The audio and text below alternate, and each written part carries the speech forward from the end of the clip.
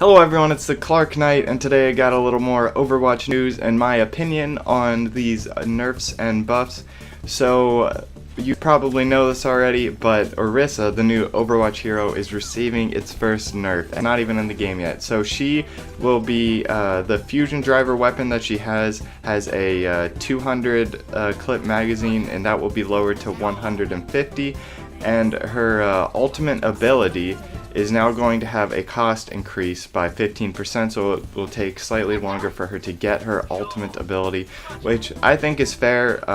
By the little I played with her in the PTR, I think she did. I felt like there was a lot of like bullets going around, and like it was the most hectic an Overwatch game has felt for me. And yes, it was because there were 6 heroes on each team that were the same, but I do feel like the magazine size would kind of limit this.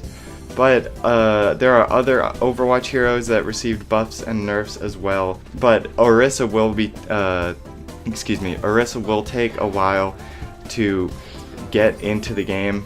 They do have a lot of reworking, I think, that needs to be done with her to be a viable replacement or substitution for Reinhardt, and I hope that does come to fruition, because I am tired of always having one set hero in every that needs to be picked, or people at least feel like that he needs to be picked.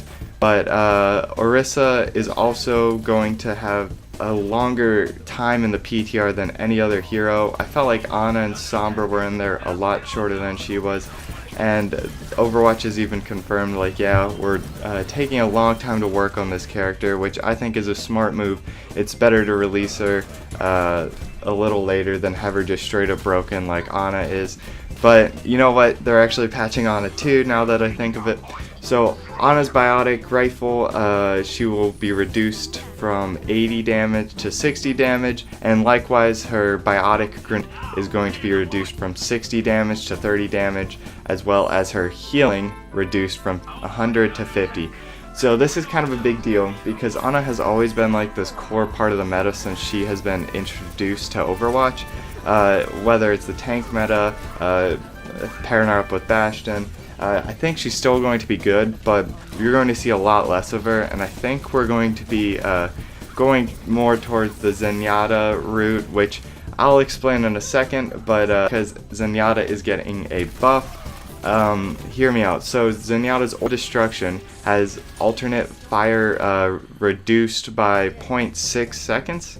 So, or excuse me, 0.4 seconds. It was 1 second, now it is 0.6. So pretty much that just makes it easier to get Discord orbs up on people, which honestly is the most fun part about playing Zenyatta. And another part of Zenyatta's orb is it's now going to be able to target enemies through barriers, which is actually really big. A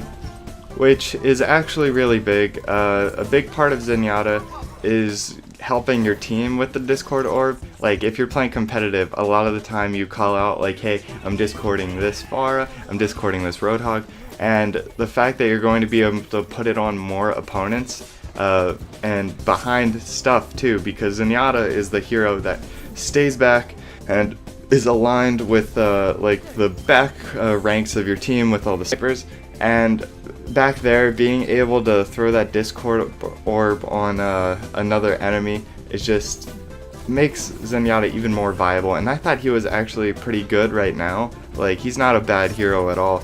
He's probably the second most played healer after Ana, and then Mercy's been getting a lot. Lucio has too, but I think Zenyatta is really going to be this nice pick that's going to be utilized a lot more. A few other small things that Blizzard added was Junkrat will no longer be hurt by his explosions, which I don't know how I feel about that. I guess Junkrats can be more reckless, that's about all it does for me.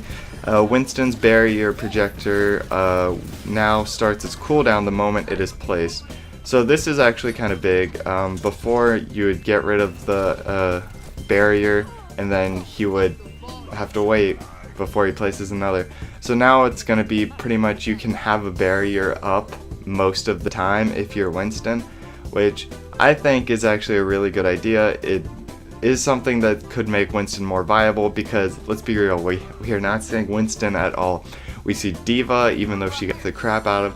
We see a lot of Hog, a ton of Reinhardt, and I play a lot of Zarya, and I see a lot of other people playing Zarya too. But yeah, I think those things will be important. Then the last thing, which they've always claimed, like, yeah, I think Sombra's good right now, but they are making slight adjustments.